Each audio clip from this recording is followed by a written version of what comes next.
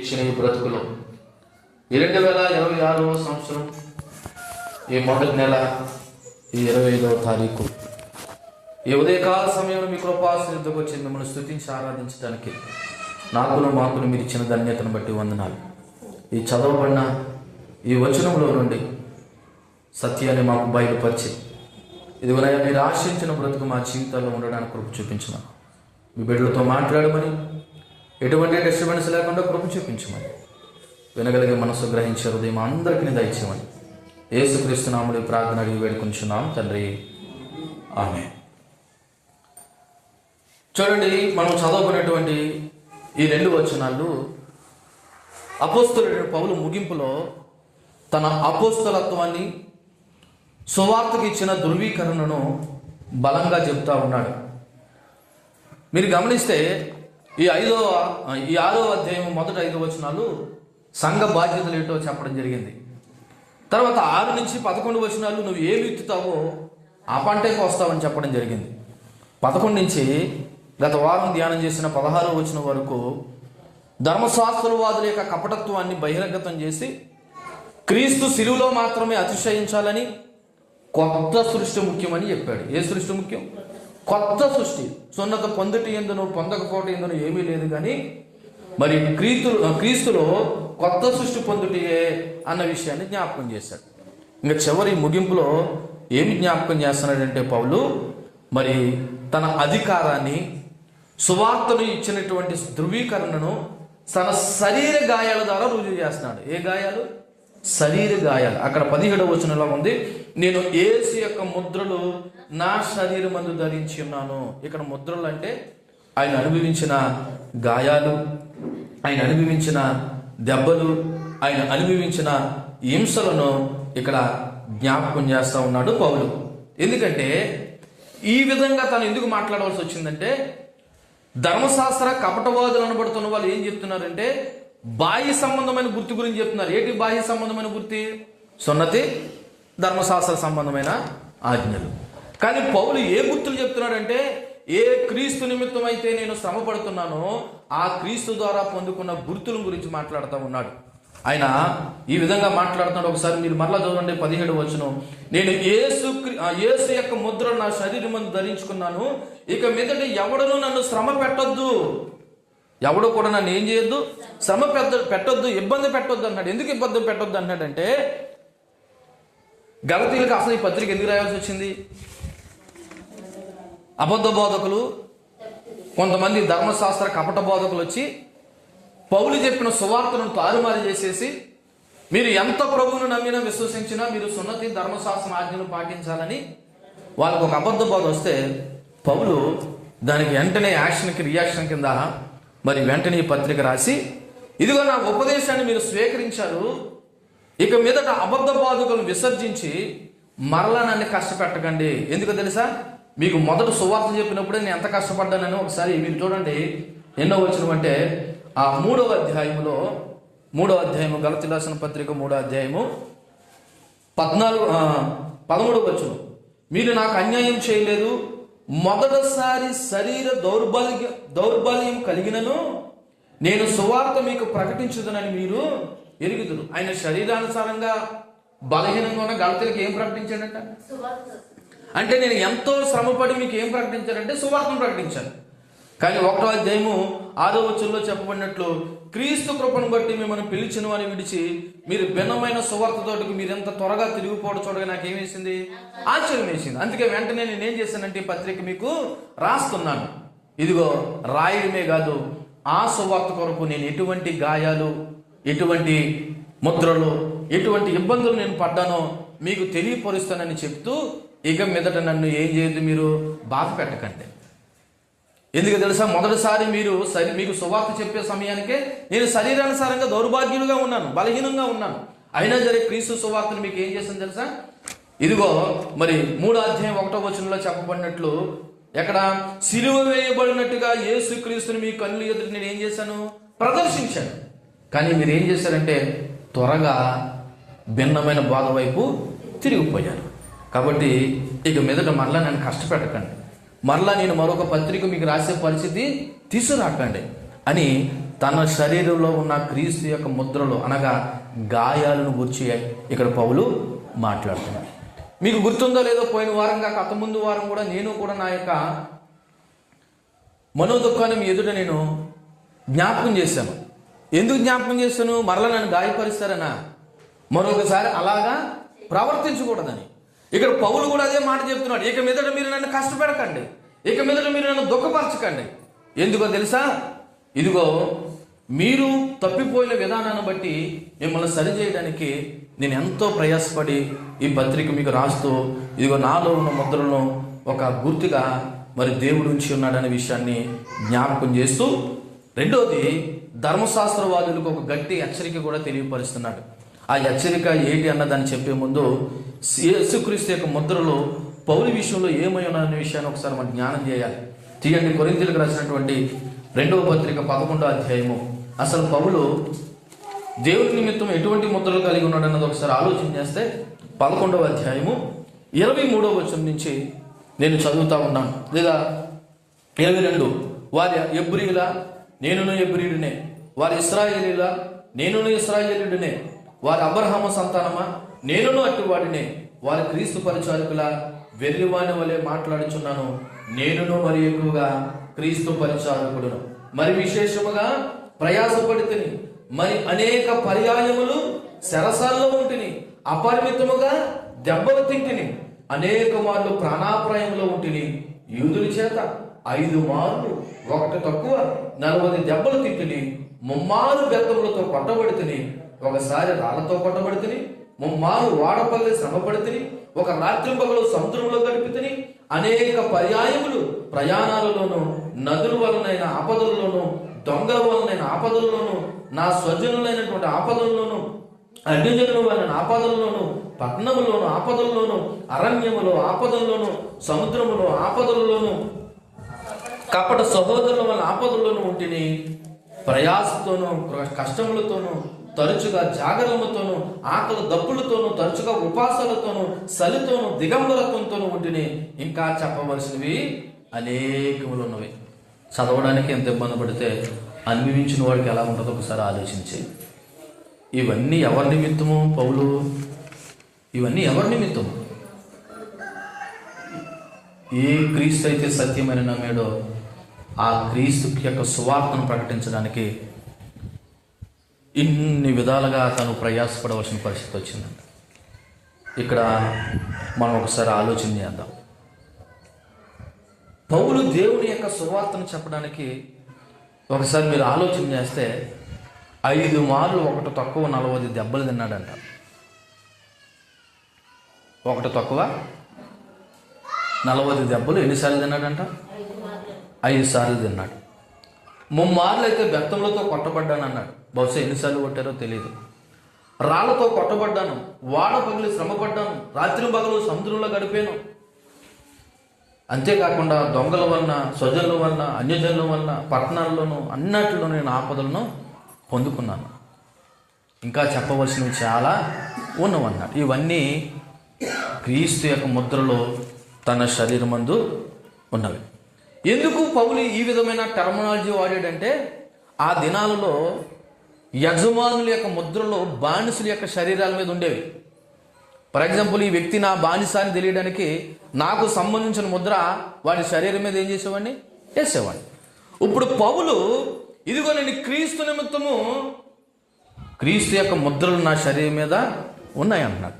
ఎందుకు పౌలు ఇది జ్ఞాపకం చేసుకోవాలా అంటే, గలతీ సంఘాన్ని ప్రోత్సహిస్తూ హెచ్చరిస్తూ ఈ మాట అంటున్నాడు. ఒరే బాబు, మీరు దేవుని సువార్తను చాలా చులకనగా తీసేస్తున్నారు, కానీ ఆ సువార్త వరకు నేను ఎంత కష్టపడ్డానో మీకు తెలుసా అని తన శరీరమైన గాయాల గురించి, లేదా తను అనుభవించిన ముద్దల గురించి అక్కడ జ్ఞాపకం చేస్తున్నాడు. మరి ఈ పూట మరి నువ్వు నేను ఏం జ్ఞాపకం చేసుకుందాం? చెప్పగలమా? నేను దేవుని నిమిత్తము ఈ శ్రమలు అనుభవించాను, దేవుని నిమిత్తము ఈ కష్టాలు అనుభవించాను, దేవుని నిమిత్తము నేను ఇన్ని బాధలు అనుభవించాను ఏదైనా చెప్పగలవా? ఇంకొక మాట అడుగుతున్నాను, అసలు ప్రభువుని నమ్ముకున్నందుకు మీరు ఏం త్యాగం చేశారు చెప్పండి? ప్రభువుని నమ్ముకున్నందుకు ఏం త్యాగం చేశారు? పౌలు ఏమేమి త్యాగం చేశాడో మనకు తెలుసు కదా. ఆయనకున్న సమస్తాన్ని దేనికి తెంచుకున్నాడంట? ఇక్కడ మనం ఒక విషయం జ్ఞాపకం చేస్తున్నాను. నీకున్న ధనాన్ని, నీకున్న బలాన్ని, నీకున్న ఆధిక్యతను త్యాగం చేసినా చేయకపోయినా కనీసము దేవుని నమ్మినందుకు, దేవుని నమ్ముకున్నందుకు క్రీస్తు యొక్క ముద్రలు నా జీవితంలో ఉన్నాయని చెప్పడానికి ఒకటైనా మన జీవితాల్లో ఉందా? ఇదిగో నేను ప్రభువుని నమ్మి విశ్వసించిన తర్వాత ఓ రోజు 24 గంటలు ప్రార్థనలో ఉన్నానన్న ఒక గుర్తుందా మనకి? లేదా ఒక రాత్రి మళ్ళీ ప్రార్థనలో ఉన్నానని గుర్తుందా? లేదా ఒక పూట అయినా నేను ఉపవాసం ఉండి ఇదిగో గంటల తరబడి కంటిన్యూగా దేవుని మందిరంలో ఉన్నానని ఒక గుర్తుందా? లేదా బైబిల్ అంతా ఓసారైనా చదివేసానని ఒక గుర్తుందా? ఏముంది మన జీవితాల్లో దేవుని ముద్రలు? మనము భక్తులమే, మనము క్రైస్తవులమే. ఒకసారి ఆలోచించండి. ఇలా చెప్పినప్పుడు మీరు నొచ్చుకుంటారు, బాధపడతారు. మరలా మందిరం బయట దాటితే మామూలే, యథారాజ తదాప్రభ. ఏమి నేర్చుకుంటున్నారు? నేను అందుకే మళ్ళీ గుర్తు చేస్తున్నాను, ఈ పత్రిక ముగింపులో మీరు ఏమి నేర్చుకున్నారు? ఏమి నేర్చుకున్న దాన్ని మీరు పాటిస్తున్నారు? పౌలు చాలా బాధతోనే ఈ మాటను వాళ్ళకి ఎందుకు జ్ఞాపకం చేస్తున్నాడంటే, మరలా నన్ను శ్రమ పెట్టకండి అయ్యా, మరలా నన్ను శ్రమ పెట్టకండి. ఇదిగో దేవుని యొక్క సువార్తను సిలువ వేయబడినట్టుగా మీ కనులు ఎదుట ఒక తెర మీద ప్రదర్శిస్తే ఎలాగా మీకు తెలుస్తుందో అలాగా మీకు ప్రకటించాను. కానీ మీరు నన్ను బాధ పెట్టారు, క్రీస్తును కూడా మీరు బాధ పెడుతున్నారు. ఇక మీదట మీరు అలాగా ఉండకండి అని తన యొక్క ముద్రలో, తన యొక్క గాయాలను గురించి ఇక్కడ పౌలు జ్ఞాపకం చేస్తూ ఉన్నాడు. అంతేకాదు పౌలు తన అపోస్తలత్వాన్ని బలమైన రుజువులతో ధృవీకరిస్తున్నాడు. కేవలం మాటలతో మాత్రమే కాదు, తన శరీరంలో ఉన్న గాయాలతో రుజువు చేస్తున్నాడు. మీకు ఎవరైతే అబద్ధ బోధ చేశారో వాళ్ళకి ఏదైనా రుజువులు చూపించమనండి, వాళ్ళ దగ్గర ఏ రుజువులు ఉండవు. ఇదిగో నేనైతే క్రీస్తు నిమిత్తం ఇంత విధాలుగా నేను గాయపరచబడ్డానని తన శరీరంలో ఉన్నటువంటి గాయాల చేత మరి ఆయన రుజువు చేస్తున్నాడు, నేను దేవుని యొక్క సువార్త నిమిత్తం ఇంత కష్టపడ్డానని. ఈ బలమైన జవాబు ధర్మశాస్త్రవాదులకు ఒక కంటి చెంపదెబ్బలాగా చెప్పాలనే ఉద్దేశమే కాకుండా సున్నత గురించి మాట్లాడుతున్నారు. కానీ ఇదిగో నా శరీరంలో గాయాలు క్రీస్తు కొరకు అనుభవించిన నిజమైన ముద్రలు ఉన్నాయనే విషయాన్ని పౌలు భక్తుడు జ్ఞాపకం చేస్తున్నాడు. ఈ వచ్చిన నుండి మనం నేర్చుకోవాల్సిన విషయం ఏంటంటే, క్రీస్తు కోసం ధైర్యంగా నిలబడాలి. అవసరమైతే ముద్రలు కూడా మన జీవితాల్లో ఉండాలి. ముద్రలు అంటే ఏంటి? అవసరమైతే శ్రమలు, నిందలు, దెబ్బలు, అవమానాలు కూడా మన జీవితాల్లో ఉండాలి. అవి ఊరకనే రావు, అది కావాలని నువ్వు కొట్టించుకుంటే వచ్చేవి కాదు. కానీ ముందు క్రీస్తు కొరకు మాత్రం మనం ఎలా ఉండాలంటే ధైర్యంగా నిలబడాలి. రెండోది, నిజమైన క్రైస్తవులో కష్టాలు, హింసలు భరించవలసి వస్తుంది. నిజమైన క్రైస్తవులో ఏముంటాయి? కష్టాలు. మళ్ళా గుర్తు చేస్తున్నాను చూడండి. ఈ పత్రికలో ఈ వచనంలో మనం నేర్చుకోవాల్సిన విషయం ఏంటంటే, క్రీస్తు కోసం ధైర్యంగా నిలబడాలి. అవసరమైతే క్రీస్తు ముద్రలో మన శరీరంలో కూడా ఉండాలి. నిజమైన క్రైస్తవుల జీవితాల్లో కష్టాలు, హింసలు భరించవలసిన అవసరత ఉంటుందనే విషయాన్ని జ్ఞాపకం చేస్తున్నాడు. ఇవన్నీ పౌలు ఎందుకు చెప్పాడంటే, పౌలు జీవితంలో తను భౌతికంగా అనిపించాడు. ఎలాగ అనిపించాడు? భౌతికంగా అనిపించాడు. ఒకప్పుడు ఏ సువార్త నిమిత్తమైతే, ఏ క్రీస్తు కొరకు అయితే సంఘాన్ని హింసించాడో అదే పౌలు అదే సంఘం కొరకు, అదే క్రీస్తు కొరకు తను శ్రమలు, నిందలు, అవమానాలు అనుభవించాడు. ఇక్కడ ఒకటి సింపుల్ లాజిక్ ఏంటో తెలుసా? ఆయన క్రీస్తు ఏంటో అర్థమైంది. ఎవరికి? పౌలు. ఈ రోజున క్రీస్తు ఏంటో నీకు అర్థమైతే నువ్వు అదే క్రీస్తు కొరకు ఏమైనా త్యాగం చేస్తావు, ఏదైనా భరిస్తావు, ఏమైనా ముద్దలు నీ జీవితంలో ఉండడానికి అవకాశం ఉంటుంది. చూడండి చివరిగా 18వ వచనంలో, సహోదరులారా, మన ప్రభువైన యేసుక్రీస్తు యొక్క కృప మీ ఆత్మతో ఉండునుగాక. ఆమేన్. ఎవరి ఆత్మతోను? మీ ఆత్మ. ఎవరి ఆత్మ? ఆత్మతోనే. ఏంటి అన్న విషయాన్ని జ్ఞాపకం చేసుకుంటే, ఇక్కడ సహోదరులారని మరి పత్రిక మొత్తంలో మరి గలతీయుల్ని హెచ్చరించిన తర్వాత వాళ్ళ ప్రేమతో, మరి వాళ్ళ మీద ఉన్న శ్రద్ధతో వాళ్ళని ఒక కుటుంబ సభ్యులుగా భావించి, గలతీయులు ఎంత పొరపాటు చేసి సువార్త నుంచి తప్పిపోయినా సరే మరి పౌలు వాళ్ళని ఎలా సంబోధిస్తున్నాడంటే, తోబుట్టుల కింద, ఒక కుటుంబ సభ్యుల కింద సంబోధిస్తూ ఏమంటాడు తెలుసా? మన ప్రభువైన యేసుక్రీస్తు యొక్క కృప. మీరు గమనించారో లేదో, ఈ పత్రిక యొక్క మూలాంశమే కృప. ఈ పత్రిక యొక్క మూలాంశమే కృప. మనం కృప చేతే రక్షింపబడ్డాం, కానీ మన యొక్క మంచితనం వల్ల, ధర్మశాస్త్రం వల్ల, సున్నత వల్ల కాదనే విషయాన్ని జ్ఞాపకం చేశాడు. ఒకసారి మీరు చూస్తే ఈ గలతీయులకు రాసినటువంటి మొదటి పత్రిక 3వ వచనం చూడండి. తండ్రి అయిన దేవుని నుండి మన ప్రభువైన యేసుక్రీస్తు నుండి మీకు కృపయు సమాధానం కలుగును గాక అని కృపతో మొదలుపెట్టి మరలా దేనితో ఎండ్ చేస్తున్నాడంటే, ఇదిగో మన ప్రభువైన యేసుక్రీస్తు కృప మీ ఆత్మతో ఉండును గాక. అంటే మొత్తం మన జీవితానికి మూలాధారం ఏంటంటే క్రీస్తు కృప. నీ మంచితనం కాదు, నీ గొప్పతనం కాదు, నీ ధనము కాదు, నీ బలము కాదు, నీకున్న ఆస్తుపాస్తులు కాదు, అంతస్తులు కాదు, ఏది కూడా కాదు. నువ్వు రక్షింపబడ్డావంటే అది కేవలం యేసుక్రీస్తు యొక్క కృప. అయితే ఈ మాటను మరలా రిపీట్ చేయడానికి గల కారణాన్ని ఒకసారి గుర్తు చేయడానికి గల కారణం ఏంటంటే, గలతీయులు ఏ వ్యామోహంలోనూ ఏ బోధలో ఉన్నారు? ధర్మశాస్త్రం అనేటువంటి ఒక వ్యామోహంలోను బోధలోనూ ఉన్నారు.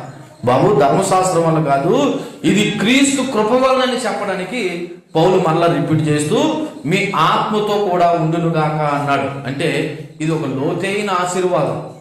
అంటే కేవలం బాహ్య జీవితంలోనే కాదు, ఆధ్యాత్మికంగా కూడా మన లోపల మనిషిలో, ఏ మనిషిలో మీకు తెలుసా? మనం బయటికి కనిపించే మనిషి ఒకటి, లోపల ఉండే మనిషి ఒకటి. లోపల మనుషులు కూడా కృప ఉండాలని ప్రార్థన చేస్తున్నాడు. మనం మాట్లాడితే ఇది దేవుని కృప అండి. కొన్నిసార్లు మనం అంటాం దేవుని కృప బ్రదర్ ఏమీ లేదు నాలో అంటాం. ఇది పైకి కనిపించే కృప, కానీ అదే కృప మీద ఆధారపడుతున్నావని నీ హృదయంలో కూడా ఉండాలి. నీ హృదయంలో కూడా ఉండాలి. కాబట్టి నిజమైన ఆశీర్వాదాలు బాహ్య ఆశీర్వాదాలు కాదు. ఒకడు మేడ కట్టుకుంటే, ఒకడు కారు కొనుక్కుంటే, ఒకడు ఉద్యోగం వస్తే, లేదా ఒకడు వ్యాపారంలో సక్సెస్ అవుతే దేవుని కృప అండి అంటారు. నిజానికి అది దేవుని కృప అవుతా అవ్వచ్చు, నేను కాదంటలేదు. కానీ అసలు సిస్సలైన కృప ఏంటో తెలుసా? నువ్వు ఆధ్యాత్మికంగా ఆశీర్వదింపబడడం అసలు సిస్సలైన కృప. కాబట్టి మరి మీ ఆత్మలో ఉండే క్రీస్తు కృప వల్లనే మరి ఇది మొదలవుతుందని కృపతో స్టార్ట్ చేసి కృపతో ముగిస్తున్నాడు. ఆమేన్ అనగా ఇలాగే జరుగునుగా కానీ అర్థం. సో ఈ 18వ వచనం క్రైస్తవ విశ్వాసానికి పునాది కృప. క్రైస్తవ విశ్వాసానికి పునాది ఏంటి? కృప. ఆ కృప కారణంలో యేసుక్రీస్తు. ఆ యేసుక్రీస్తు నీలో ఉంటేనే నీకు ఆశీర్వాదం. మళ్ళా చెప్తున్నాను, క్రైస్తవ విశ్వాస జీవితానికి పునాది ఏంటి? దేవుని కృప. ఆ కృప కారణం ఎవరు? యేసుక్రీస్తు. ఆ యేసుక్రీస్తు నీలో ఉంటేనే నీకు ఆశీర్వాదాలు. ఇప్పుడు పౌలు చూడండి ఎలా ముగించాడు 18వ వచనం. సహోదరులారా, మన ప్రభువైన యేసు కృప మీ ఆత్మతో ఉండునుగాక. అంటే మీలో ఉండునుగాక. అంటే కృప యొక్క సందేశము, కృప యొక్క ప్రాముఖ్యత, కృప యొక్క విలువ ఎక్కడ ఉండాలంటే నీ జీవితంలో కనబడాలి. పైకి ఇది దేవుని కృప అండి, ఇది దేవుని కృప అండి అర్థం కాదు. ఆ కృప మీద ఎంత ఆధారపడుతున్నావు అన్నది నీకు అర్థం కావాలి.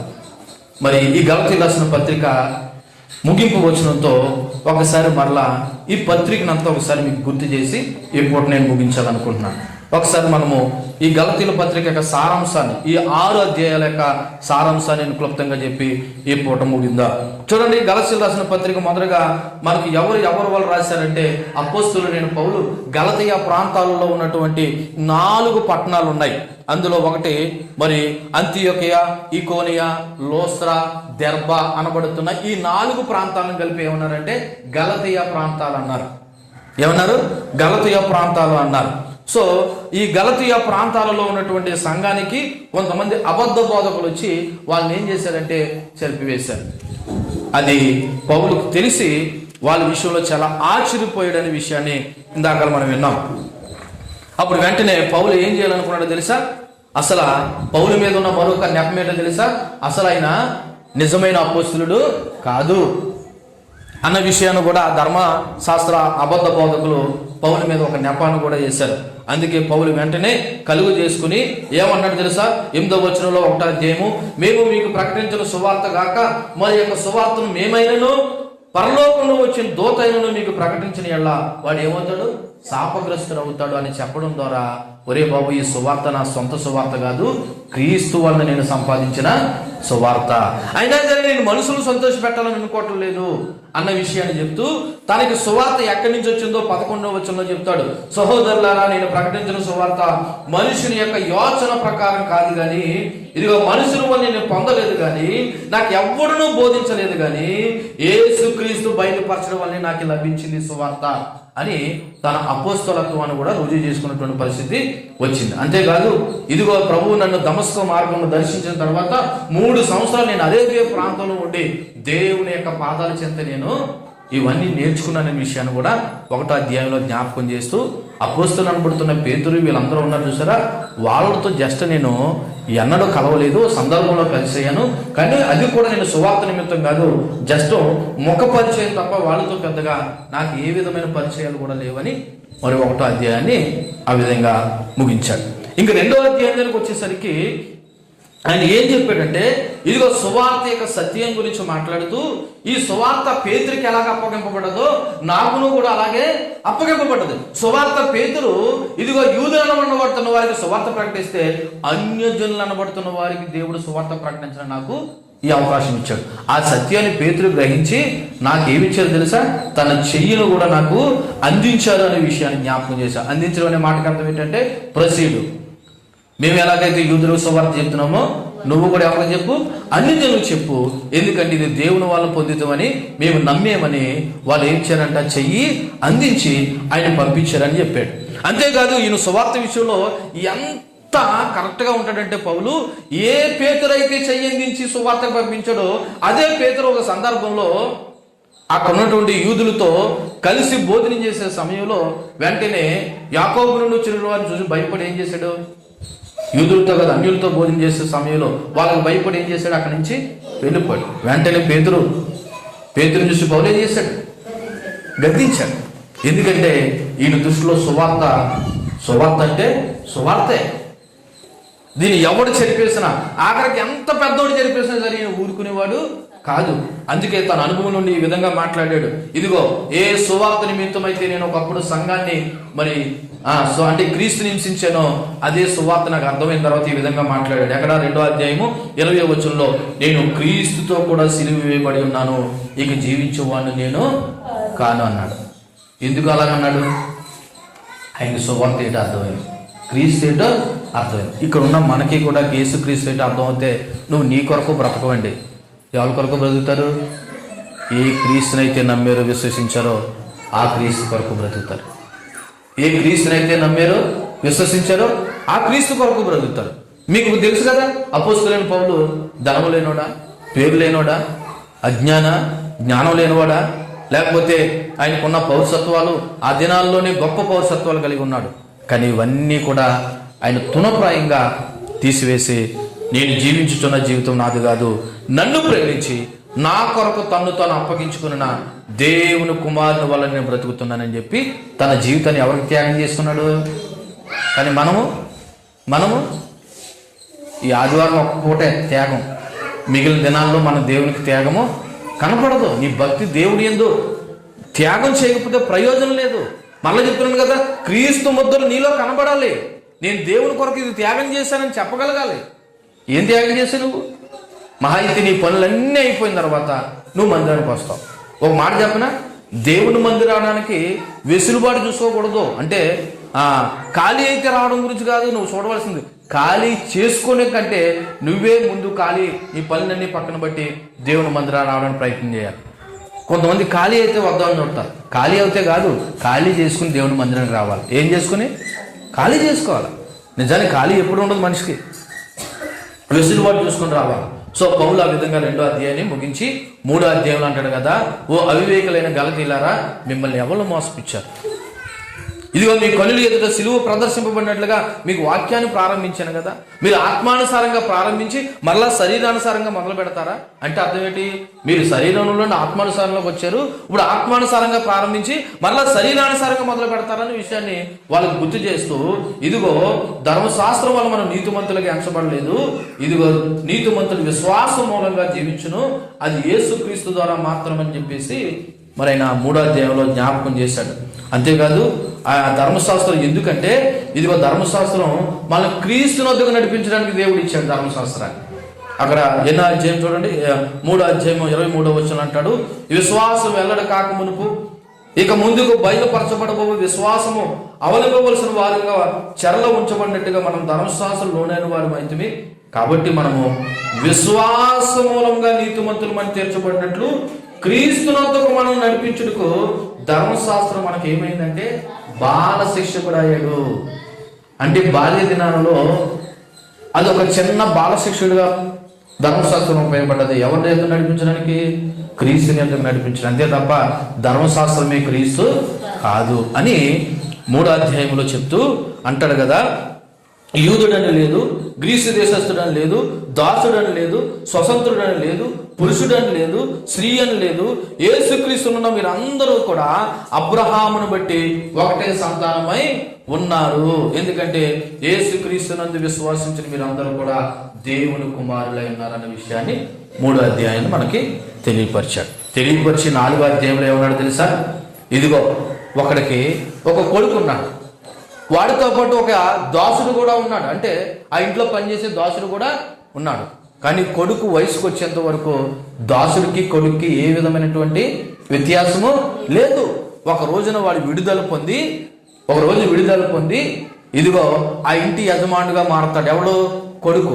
అంతవరకు ఆ ఇంట్లో దాసుడు ఎంతో, కుమారుడు కూడా అంతే అని చెప్పడానికి గల ఉద్దేశం ఏంటంటే, ఇగో ధర్మశాస్త్రంలో ఉన్నంత వరకు మీరు దాసులే, ధర్మశాస్త్రం నుండి విడుదల పొందితేనే మీరు ఎవరవుతారు? కుమారులు అవుతారని చెప్పి, కాలము పరిపూర్ణమైనప్పుడు దేవుడు తన కుమారుని పంపి స్త్రీ యందు పుట్టి మనము దత్తపుత్రులు కావాలని ధర్మశాస్త్రాన్ని నెరవేర్చి మనము కుమారులై ఉండాలని ఆయన మనల్ని ఏం చేశాడంటే, మరి తండ్రి నాయనను మొరపెట్టుకుని కుమారుని యొక్క ఆత్మను దేవుడు మన హృదయంలోకి పంపాడు. కాబట్టి నువ్వు దాసుడు కాదు, ఇక మీదట కుమారుడివే.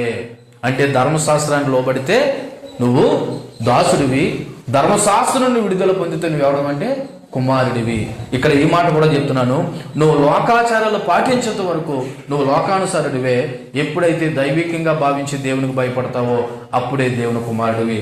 అప్పుడు దాకా నువ్వు లోకానుసారి అనే విషయాన్ని జ్ఞాపకం చేయండి. అంతేకాదు ఇక్కడ పౌలు అన్నాడు, ఆ కాలం మందు అయితే, ఏ కాలం మందు?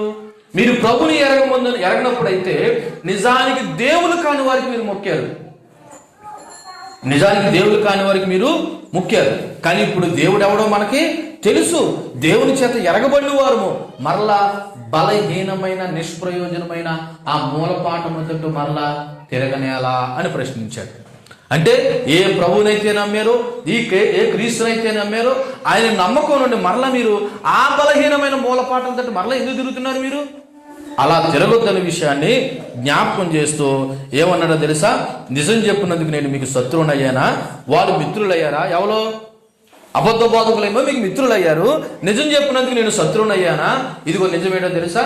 నువ్వు ధర్మశాస్త్రాన్ని పాటించినంత వరకు నువ్వు దాసుడివే, క్రీస్తునందు విశ్వాసం ఉంచితేనే నువ్వు స్వతంత్రుడు అనే విషయాన్ని జ్ఞాపకం చేస్తూ అక్కడ సారమ్మనే ఆగర్ని తీసుకొచ్చాడు. అబ్రహాముకి సొంత భార్య ఎవరు? సారమ్మ. ఆగర్ ఏమవుతుంది? దాసి అవుతుంది. ఇదిగో దాసి కుమారుడే, సారా కుమారుడు స్వతంత్రాల కుమారుడు స్వతంత్రుడే అన్న విషయాన్ని వాళ్ళు యూదులు కదా, వాళ్ళకి అక్కడ ఉన్న వాటి వాళ్ళకి అర్థం కావాలని అక్కడ మిక్సెడ్ జనం ఉన్నారు, అన్యులు ఉన్నారు, యూదులు ఉన్నారు. అయితే ఈ ప్రాంతంలో ఉన్న వారందరూ కూడా పూర్తిగా అన్యులే అని ధర్మశాస్త్ర సంబంధమైన ఉదాహరణని జ్ఞాపకం చేశాడు. చేసి 5వ అధ్యాయంలో ఏమంటాడు కదా, ఇదిగో ఈ స్వాతంత్రం మనకి దేవుడు మనకి అనుగ్రహించాడు కాబట్టి, దేవుడు మనల్ని స్వతంత్రులు చేశాడు కాబట్టి మరలా మీరు దాస్యమను కాడి కింద మీరు చిక్కుకొనకండి. దేవుడు మనల్ని ఇంత మునుపు మనము దాస్యమనే కాడి కింద ఉన్నాం. దేవుడు తన ప్రాణం పెట్టి మనందరి కొరకు ఏం చేశాడు? మనల్ని స్వతంత్రులు చేశాడు. ఏం చేశాడు? స్వతంత్రులు చేశాడు. కానీ ఈ రోజున మీరు మరలా దాస్యమనే కీడి కిందకి వెళ్ళకండి అనే విషయాన్ని చెప్పి, సహోదరులారా మనం స్వతంత్రులుగా ఉండడానికి పిలువబడ్డాం. ఎలా ఉండడానికి పిలువబడ్డాం? అలాగని చెప్పేసి మీ శరీరాన్ని ఏతువు చేసుకుని మీ ఇష్టానుసారంగా మీరు ఉండకండి. నాకు స్వాతంత్రం ఉంది, నేను ఏదైనా చేస్తానని చెప్పేసి మీరు శరీరాన్ని ఏతువు చేసుకొనక ప్రేమ కలిగిన వారే ఒకరికొకరికి మీరు ఏమై ఉండండి, దాసులై ఉండండి అని చెప్పాడు. అలా దాసులై ఉండాలంటే మీరు ఆత్మానుసారంగా నడుచుకోండి అని చెప్పాడు. ఎలా నడుచుకోవాలంటే అండి, ఎలా నడుచుకోవాలంట? ఆత్మానుసారంగా నడుచుకోవాలి. ఆత్మానుసారంగా. అలా ఆత్మానుసారంగా నడవాలంటే ముందు శరీర కార్యాలు మీలో నుండి తొలగిపోవాలని చెప్పి, శరీర కార్యాలు స్పష్టమైనవి అవి ఏవనగని చెప్పేసి ఒక 19 మనం ఏం చేసాము, ధ్యానం చేస్తాం. ఈ శరీర కార్యాలు పోవాలి, ఎట్ ద సేమ్ టైము ఆత్మఫలము మన హృదయంలోకి రావాలి. అప్పుడే నువ్వు ఆత్మానుసారంగా జీవిస్తున్నావు అనడానికి ఒక ఉదాహరణగా కనబడతావు. దేవుడు మనకేమని అనుగ్రహించాడు? స్వాతంత్రాన్ని అనిపించాడు. ఆ స్వాతంత్రాన్ని ఏం చేసుకోవద్దు అన్నాడు? శరీర క్రియలకి ఏతూ చేసుకోవద్దు అంటున్నాడు. ఏటంట శరీర క్రియలు? ఇదిగో 19 జ్ఞాపకం చేసుకున్నాం. ఆ 19 నీలో ఉన్నాయంటే నువ్వు పరలోక రాజ్యానికి వెళ్ళవనే విషయాన్ని జ్ఞాపకం చేశాడు. ఒకసారి చదువుతారా? గలతీ రాసిన పత్రిక 5వ అధ్యాయము 21వ వచనంలో చివరగా నేను చదువుతా ఉన్నాను. ఏంటి? దేవుని రాజ్యమును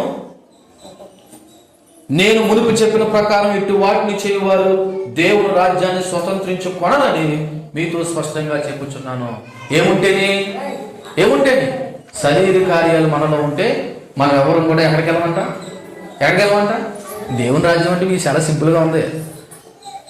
ఏముందండి దేవుని రాజ్యం? చూసామా, చేసామా? ఆ దేవుని రాజ్యంతో మన పని ఏంటి? ఈ భూమి మీద మా గుళ్ళో గోపురాలు నిండిపోయి మేము చక్కగా బతికేస్తే చాలు, దేవుని రాజ్యంతో పనే ఉంది అన్న భావజాలంలోనే ఉన్నారు. కానీ ఇందులో ఏ ఒక్కటి నాలో ఉన్నా నేను దేవుని రాజ్యాన్ని స్వతంత్రించుకోలేనంట అన్న భయం కనబట్టలేదు. ఈ సమయంలో ఒకసారి మళ్ళా గుర్తు చేస్తున్నాను, చూడండి. ఆ 19వ వచనంలో ఇలా చదువుతూ ఉండగా మీలో ఏ ఒక్కటైనా ఉన్నదేమో ఒకసారి ఆలోచన చేయండి. అవేమనగా జారత్వము, అపవిత్రత, కాముకత్వము, విగ్రహారాధన, అవిచారము, ద్వేషములు, కలహము, మత్సరములు, క్రోధములు, కక్షలు, భేదాలు, విమతములు, అసూయలు, మత్తతలు, అల్లరితో కూడిన ఆటపాటలు మొదలైనవి. వీటిని గురించి నేను మునుపు చెప్పిన ప్రకారం ఇటు వాటిని చేయవారు దేవుని రాజ్యాన్ని స్వతంత్రించుకుంటారు. ఇలా చూడండి, ఇక్కడ 19 ఉన్నాయి. ఈ 19 నీలో ఉండకపోవచ్చు. అసూయ ఉందనుకో, ఇప్పుడు నేను ఎక్కడికి వెళ్ళాం? అసూయ ఉండకూడదని తెలుసు, అసూయతో బ్రతుకుతాం.